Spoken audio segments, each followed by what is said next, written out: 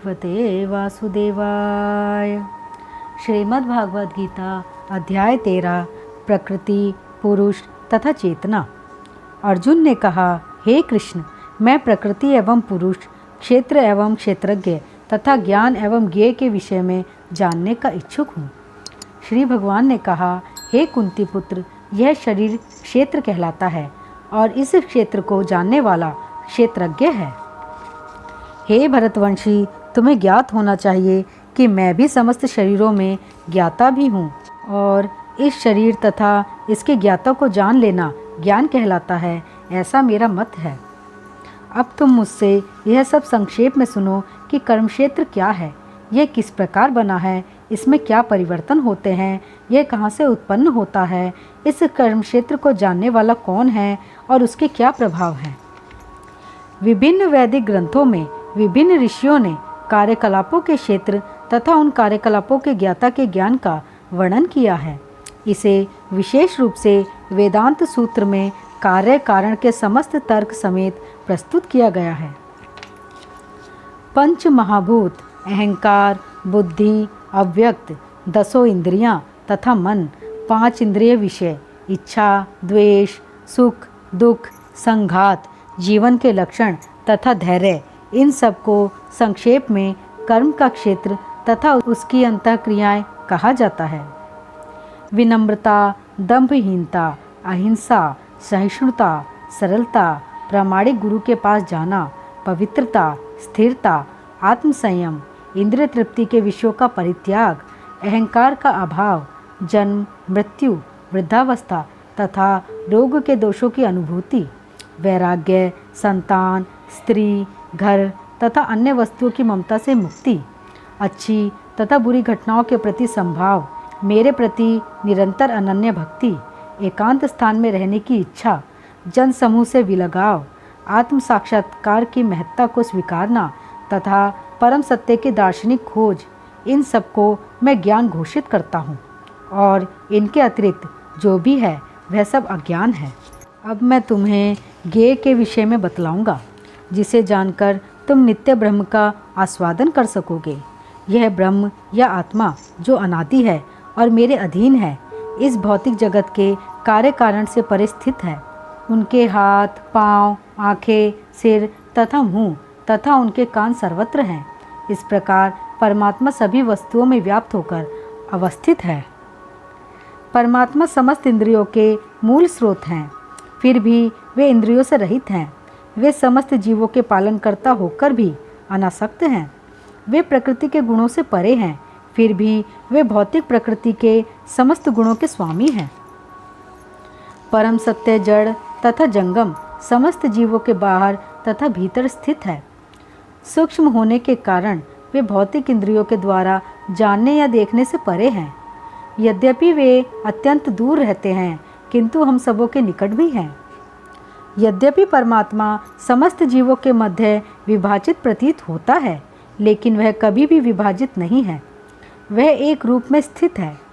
यद्यपि वह प्रत्येक जीव का पालन करता है, लेकिन यह समझना चाहिए कि वह सबों का संहार करता है और सबों को जन्म देता है। वे समस्त प्रकाशमान वस्तुओं के प्रकाश स्रोत हैं। वे भौतिक अंधकार से परे हैं और अगोचर हैं। वे ज्ञान हैं, ज्ञेय हैं और ज्ञान के लक्ष्य हैं। वे सबके हृदय में स्थित हैं। इस प्रकार मैंने कर्म क्षेत्र, ज्ञान तथा ज्ञेय का संक्षेप में वर्णन किया है। इसे केवल मेरे भक्त ही पूरी तरह समझ सकते हैं और इस तरह से मेरे स्वभाव को प्राप्त होते हैं। प्रकृति तथा जीवों को अनादि समझना चाहिए। उनके विकार तथा गुण प्रकृति जन्य हैं। प्रकृति समस्त भौतिक कारणों तथा कार्यों की हेतु कही जाती है और जीव इस संसार में विविध सुख दुख के भोग का कारण कहा जाता है। इस प्रकार जीव प्रकृति के तीनों गुणों का भोग करता हुआ प्रकृति में ही जीवन बिताता है। यह उस प्रकृति के साथ उसकी संगति के कारण है। इस तरह उसे उत्तम तथा अधम योनियां मिलती रहती हैं।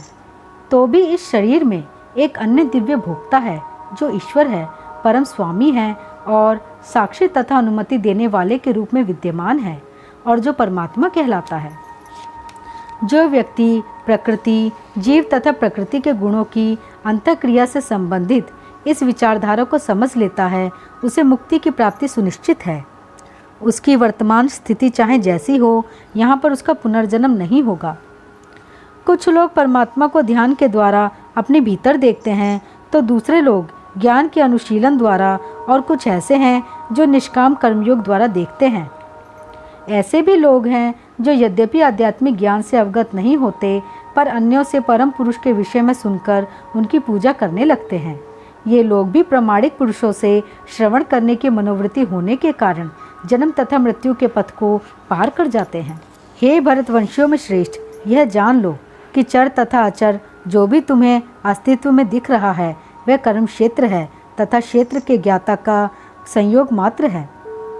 जो परमात्मा को समस्त शरीरों में आत्मा के साथ देखता है और जो यह समझता है कि इस नश्वर शरीर के भीतर ना तो आत्मा ना ही परमात्मा कभी भी विनष्ट होता है, वही वास्तव में देखता है। जो व्यक्ति परमात्मा को सर्वत्र तथा प्रत्येक जीव में समान रूप से वर्तमान देखता है, वह अपने मन के द्वारा अपने आप को भ्रष्ट नहीं करता। इस प्रकार वह दिव्य गंतव्य को प्राप्त करता है।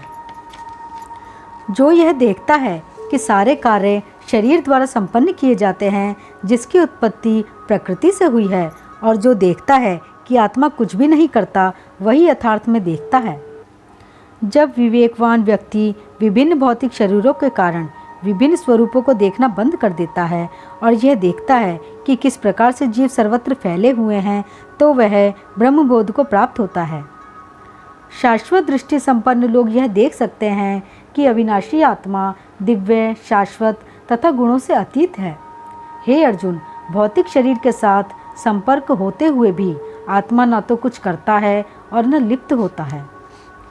यद्यपि आकाश सर्वव्यापी है, किंतु अपनी सूक्ष्म प्रकृति के कारण किसी वस्तु से लिप्त नहीं होता। इसी तरह ब्रह्म दृष्टि में स्थित आत्मा शरीर में स्थित रहते हुए भी शरीर से लिप्त नहीं होता।